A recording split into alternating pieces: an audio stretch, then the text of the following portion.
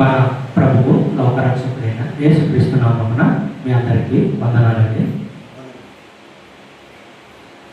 ఈ అవకాశం ఇచ్చిన సంఘ పెద్దలకు నా యొక్క ప్రత్యేకమైన వందనాలు తెలియపరచుకుంటున్నాను. ఈరోజు జాషువా పుట్టినరోజు. అంటే పిల్లలకి సహజంగా బర్త్డే అన్నప్పటికీ చాలా ఆనందంగా సంతోషంగా ఉంటుంది. తల్లిదండ్రులు ఎప్పుడు కొత్త బట్టలు కొనిస్తారా, నేను ఎప్పుడు చర్చిలో అందరు ఎదురుకుండా కేక్ కట్ చేస్తానా అనేది ఆయన సంతోషము మనము లెక్కించలేనిది. దేవుడు ఆశీర్వదించి వీరికి రమేష్ కుమార్ గారికి, మహేశ్వర్ గారికి ప్రేమించి 2 పిల్లలు ఇచ్చారు. దేవునికి స్తోత్రం కలుగునుగాక. సహజంగా బర్త్డే అన్నప్పటికీ మనకు గుర్తొచ్చేది ఏమిటంటే కేక్, అలాగే నూతన వస్త్రములు. కానీ మనకి బైబిల్ తెలియపరుస్తున్నది, దేవుని వాక్యము తెలియపరుస్తుంది ధరించవలసిన వస్త్రములు ఏమిటన్నది తెలియపరుస్తున్నది. ముఖ్యంగా ఎటువంటి వస్త్రమును ధరించాలంట? వాక్యము అనే వస్త్రమును ధరించాలి. అటువంటి ధరించే బిడ్డలుగా తల్లిదండ్రులు చూసుకోవాల్సిన బాధ్యత కూడా ఉంది. కీర్తనల గ్రంథము 65వ అధ్యాయము 11వ వచనము, సంవత్సరమును నీ దయా కిరీటము ధరింపజేసి ఉన్నావు, నీ జాడలు సారము వెదజల్లుచున్నవి. ఇక్కడ జాషువా విషయంలో సంవత్సరం అంతా కూడా దేవుడు చేసిన మేలులను ఎప్పుడు జ్ఞాపకము ఉంచుకోవాలి. గత 8 సంవత్సరముల నుంచి, అంటే చిన్న పసిబాలుడుగా ఉన్నప్పటి నుంచి 8 సంవత్సరములు దేవుడు ఆయనను కాపాడుకుంటూ వచ్చాడంటే ఒక నిర్ణయం ప్రకారమే ఇది జరుగుతున్నదని మనం నమ్మాలి. మన సంఘంలో కూడా ఎవరో వచ్చినా రాకపోయినా జాషువా మాత్రం పెద్ద కంఠస్వరంతో పాటలు పాడుతూ ముందుకొచ్చి కూర్చుని ఉంటాడు మందిరంలో. అంటే దేవుడు ఆయనకు తెలియకుండానే ఆయన్ని ఏర్పాటు చేసుకున్నాడు జాషువాని. ఈ పసితనంలో ఆయనకు తెలియదు, కానీ కొంత వయసు వచ్చాక ఆయనకు తెలిసి వస్తుంది. అంటే ఈ సంవత్సరం అంతా కూడా, గడిచిన సంవత్సరం అంతా కూడా దయ కలిగి కృప చూపి దేవుడు దీవిస్తూనే ఉన్నాడు కుమారుణ్ణి.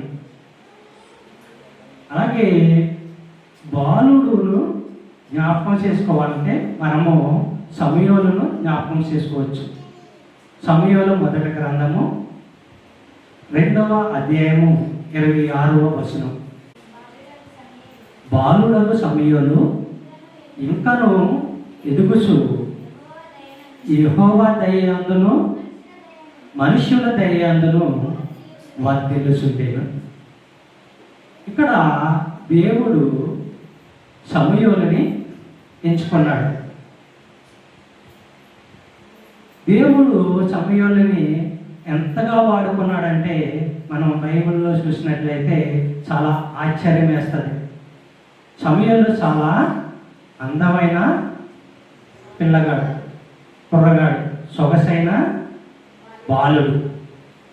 అటువంటి బాలుడిని దేవుని వాక్యం వైపు నడిపించుకున్నాడంటే చాలా ఘనమైన కార్యం అది. ఇక్కడ మనము ఆలోచించవలసినవి ఏమిటంటే దేవుడు తన దీవెనలు సామాన్యమైన లేవి కొడుక్కి ఇచ్చాడు. ఇక్కడ అంటే ఉన్నతమైన పిల్లలకని కానీ, బాగా పలుకుబడి వ్యక్తులకున్న పిల్లలకని కానీ కాదు. ఇక్కడ ఒక సామాన్యమైన వ్యక్తికి పిల్లవాటిని దేవుడు దీవించాడు. మన పిల్లలను దీవించడానికి మనకు ఉండవలసినది ఏమిటంటే సంపద, హోదా, అధికారము కాదు, కానీ దేవుని పట్ల వినయంతో కూడిన నమ్మకం కావాలి. దేవుడు దీవించాలంటే ముందు పిల్లలకి నేర్పవలసింది ఏంటంట? వినయము, విధేయత. ముందుగా పెద్దవారిని ఎలా గౌరవించాలో, పెద్దవారి పట్ల ఎలాగ వినయంగా ఉండగలగాలో నేర్పితే బాలుడు ఆటోమేటిక్గా దేవుని పట్ల కూడా వినయము, విధేయత కలవాడిగా, మంచి నమ్మకం కలవాడిగా ఉంటాడు. అలాగే మనము ఇక్కడ యేసుక్రీస్తు వారిని కూడా జ్ఞాపకం చేసుకొనవచ్చు. లూకా సువార్త 2వ అధ్యాయము 52వ వచనం. యేసు జ్ఞానమందును వయసునందును దేవుని దయయందును మనుష్యుల దయయందును వర్ధిల్లుచుండెను. యేసుక్రీస్తు వారు వయసునందు, జ్ఞానమందు, దేవుని దయయందు, మనుష్యుల దయయందు కూడా వర్ధిల్లాడు. అంటే జాషువను కూడా దేవుడు అలాగ ప్రేమించాడు. ఇక్కడ దేవుడు ఎంతో సంతోషిస్తున్నాడు.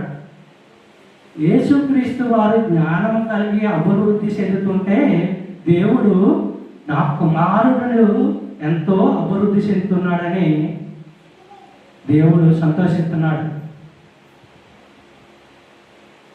యేసుక్రీస్తు వారు సామాన్యమైన మానవుడిగానే భూమి మీదకి వచ్చాడు. ఒక మనిషిగానే ఎదిగాడు. కానీ దేవుని పట్ల యేసుక్రీస్తు వారు వినయము, విధేయత కలిగి ఉన్నాడు. అందుకనే దేవుడికి ఎంతో సంతోషము కలుగుతున్నది.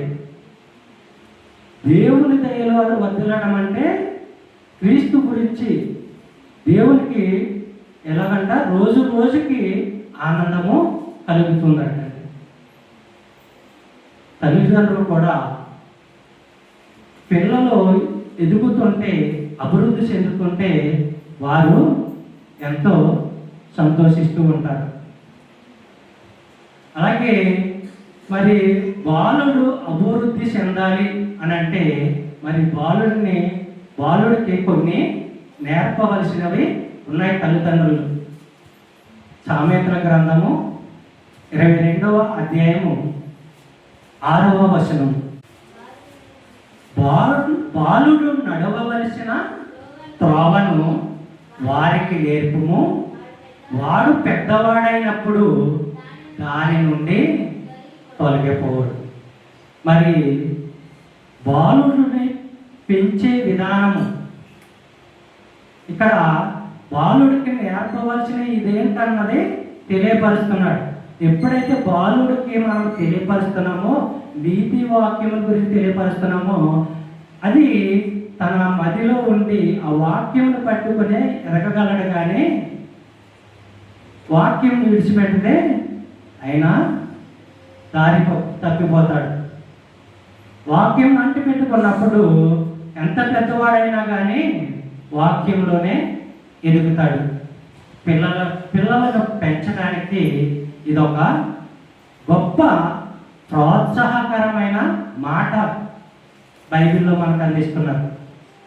అయితే తల్లిదండ్రులు సరైన విధానంలో బాలుడిని పెంచుతున్నారా లేదన్నది వారికి తెలిసి ఉండాలి. మరి అందుకనే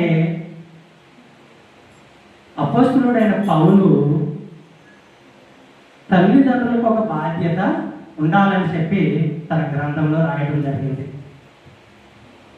మనము పిల్లలని ఎంత క్రమశిక్షణలో నడుపుతామో అంత బాగా అభివృద్ధి చెందుతారు. ఎఫెసీయులకు రాసిన పత్రిక 6వ అధ్యాయము 4వ వచనము. తండ్రులారా, మీ పిల్లలకు కోపము రేపక ప్రభు యొక్క శిక్షలోను బోధనలోను వారిని పెంచుడి. ఎలా పెంచాలో చెప్తున్నాడు. బాలుడు నడవవలసిన త్రోవ ఏమిటో నేర్పమంటున్నాడు. ఆ త్రోవను విడిచిపెట్టకుండా ఉండాలంటే ఎలా క్రమశిక్షణలో నడవాలో నేర్పించాలని తెలియపరుస్తున్నాడు. ఎవరినంట? తండ్రులారా మీ పిల్లలకు కోపం రేపక. అంటే ఇక్కడ పిల్లల పట్ల ప్రేమగా ఉండాలి. వాళ్ళకి ఏమి నేర్పాలంట? ప్రభువు గురించిన ఉపదేశము చెయ్యాలంట. ప్రభు గురించిన ఉపదేశం చేస్తూ వారిని ఒక క్రమశిక్షణలో నడిపించాలి. అదే కోపపడ్డారనుకోండి పిల్లల మీద, పిల్లలు కూడా కోపపడతారు. అంటే వారికి ఆటోమేటిక్గా తల్లిదండ్రుల మీద వారికి ప్రేమకు బదులు ద్వేషము కలుగుతుంది. అందుకనే పిల్లల పట్ల అన్యాయంగా కానీ కఠినంగా కానీ సానుభూతి లేకుండా ప్రవర్తించకూడదని వాక్యం తెలియపరుస్తుంది. కోపాన్ని పిల్లలకి కలిగేటట్టు మనము ప్రవర్తించకూడదు. అది ఎలా ఉండాలంట? ప్రేమపూర్వకమైన క్రమశిక్షణ నేర్పాలి. పిల్లల పట్ల ఉండాలి అటువంటి క్రమశిక్షణ. అది పిల్లలకు అర్థమయ్యేలా చూసుకోవాల్సిన బాధ్యత తల్లిదండ్రుల పైన ఉంది. అది ఎట్లా అంట? మాటల ద్వారా, చర్యల ద్వారా వారికి నేర్పాలి క్రమశిక్షణ. అంతేగాని పిల్లలని హింసిస్తే వారు ఎట్లా ఉంటారంట? పెద్దవారిని కూడా ఎదిరించేవారుగానే ఉంటారని వాక్యం తెలియపరుస్తుంది. అందుకనే లోకా సువార్త 2వ అధ్యాయము 40వ వచనం. బాలుడు జ్ఞానముతో నిండుకొనుచు ఎదిగి బలము పొందుచుండెను, దేవుని దయ ఆయన మీదే నుండెను. ఇక్కడ మామూలుగా మనుషులంతా ఎదిగినట్టే యేసుక్రీస్తు వారు కూడా పెరిగి పెద్దవాడయ్యాడు. ఈయన ఏ విధంగా కూడా, యేసుక్రీస్తు వారు ఏ విధంగా కూడా పాపము చెయ్యలేదు. అంటే పాపము చెయ్యని రీతిగా బాలుడిని పెంచవలసిన బాధ్యత ఉందని తల్లిదండ్రులకు తెలియపరచడం జరుగుతుంది. చివరిగా మనము వాక్యము చెప్పుకున్నట్టు ముగించుకుంటాము. సామెతల గ్రంథం 3వ అధ్యాయం 3వ వచనం. దయను సత్యమును ఎన్నడూ నిన్ను విడిచిపోనీయకము, వాటిని కంఠభూషణముగా ధరించుకొనుము, హృదయమున పలక మీద వాటిని వ్రాసుకొను. చాలండి. వాక్యం తెలియపరుస్తుంది. దేవుడు మీతో మాట్లాడుతున్నాడు. అక్కడ హృదయం అనే పలక మీద ఏమి రాసుకోవాలంట? కరుణ, సత్యము అనే వాటిని రాసుకోవాలి హృదయం అనే పలక మీద. వాటికి బదులు వాటికి విరుద్ధమైనవి నువ్వు హృదయంలోనికి ఆహ్వానించినట్లయితే హృదయం కూడా చెడ్డదైపోద్ది. అందుకనే పిల్లలకు కూడా సత్యం ఏంటన్నది, నీతి ఏమిటన్నది తెలియపరచాలి. ఇలాగా పలకపై రాసి ఉండకపోతే ఏమవుతుందంట? వారి ప్రవర్తనలో మార్పు వస్తుంది. హృదయంలో మనకి దేవునికి స్థానం ఇచ్చామని పెదవులతో పైగా చెప్పేయడం కాదు, అంతరంగంలో నిజంగా దేవునికి స్థలం ఇచ్చేవారంగా మనం ఉండాలి. భక్తి పరులమని మనం పైకి చెప్పుకునే కంటే మన భక్తి ఏంటో దేవునికి మన హృదయంలో చూపించాలి. అట్లాగా పిల్లవాడిని, అంటే బాలుడిని, జాషువాని పెంచవలసిన బాధ్యత తల్లిదండ్రులపై ఉంది. అలాగే మందిరంకి వస్తున్న ప్రతి ఒక్కరి పైన కూడా, ప్రతి పిల్లలకు కూడా నేర్పవలసినవి, పాటించవలసినవి కూడా వారికి చెప్పి ఒక క్రమశిక్షణ మార్గంలో నడిపించాలని దేవుని వాక్యము సెలవిస్తుంది. చెప్పబడిన ఈ యొక్క వాక్యములు దేవుడు దీవించి ఆశీర్వదించును గాక. ఆమేన్. అలాగే జాషువా తల్లిదండ్రులు రమేష్ కుమార్ గారు, మహేశ్వరి, అలాగే వారికి ఇచ్చిన ముగ్గురు పిల్లలు జాషువా, శ్రీవల్లి, వెస్లెస్ సుహాస్, వీరి కుటుంబాన్ని అందరినీ కూడా దేవుడు దీవించి ఆశీర్వదించడు కాక. తల్లిదండ్రులకి దేవుడు వారి బిడ్డని బహుమానం ఇచ్చాడు. అలాగే ఆ బహుమానముని కాపాడుకుంటూ వారిని వృద్ధిలోకి తేవాల్సిందిగా కోరుతున్నాం. 8 సంవత్సరాలు కంప్లీట్ చేసుకుని 9వ సంవత్సరంలోకి అడుగుపెట్టిన జాషువాకి ఇదే జన్మదిన శుభాకాంక్షలు. కేక్ కటింగ్ చేయవలసింది కోరుతున్నాం. సందర్భంగా 8 సంవత్సరాలు కంప్లీట్ చేసుకుని 9వ సంవత్సరంలో అడుగు పెట్టినందుకు మీరు మరో దయా కిరీటం ప్రభావం బహుమానంగా ఇచ్చినందుకే స్థుతులు స్తోత్రం చెల్లించినారు. ప్రభావ కేకులు కట్ చేయించున్నది ప్రభావ ఈ యొక్క ప్రభావం మీ యొక్క ప్రేమను ప్రభావం మేము చూసినట్టుగా ప్రభావం ఇచ్చి వచ్చిన ప్రతి ఒక్క బిడ్డని బట్టి వందనాలు స్థుతులు స్తోత్రం చెల్లించినాను. ఈరోజు వాక్యం చెప్పిన విధంగా ప్రభావ ఆ యొక్క బాలుడు ప్రభావ మనుషుల దయాందును దేవుని దయాందును ప్రభా వర్ధిల్లినట్టుగా ప్రభావ ఇచ్చాను.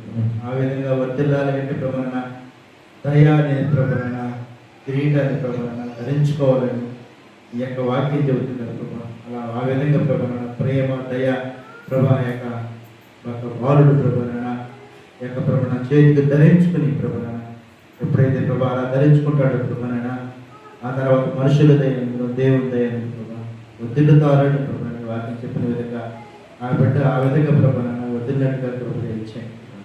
వచ్చిన ప్రతి ఒక్క బిడ్డను బట్టి మనాలు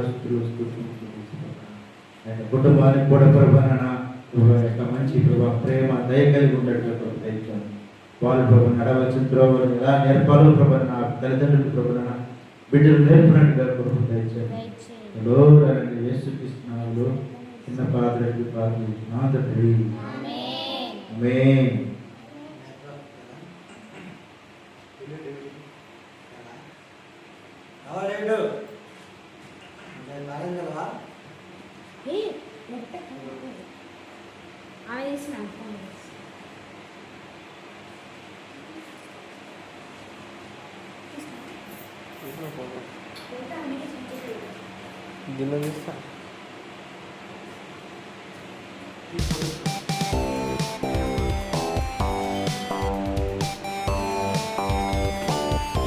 Happy birthday to you. Happy birthday to you. Happy birthday to you, Joshua. Happy birthday to you. Very long life to you. Very long life to you. God bless to you, Joshua. May God bless to you. Happy long life to you. Happy long life to you. Happy long life to you, Joshua. Happy long life to you.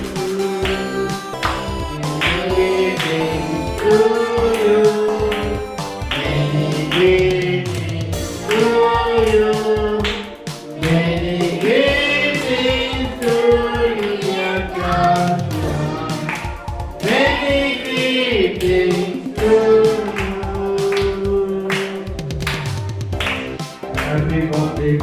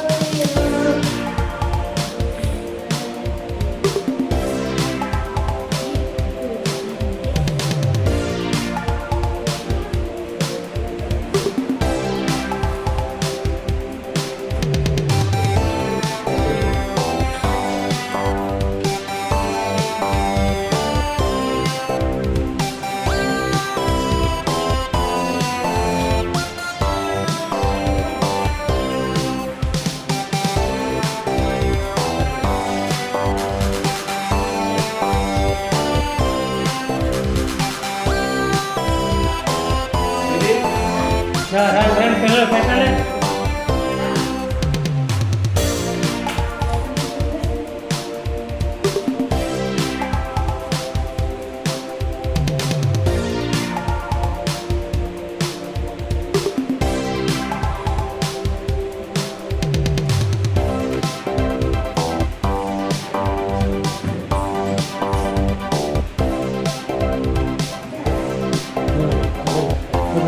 ఏ అక్కడ వెళ్ళి రాయి వెళ్ళు ఏమిటి వెళ్ళి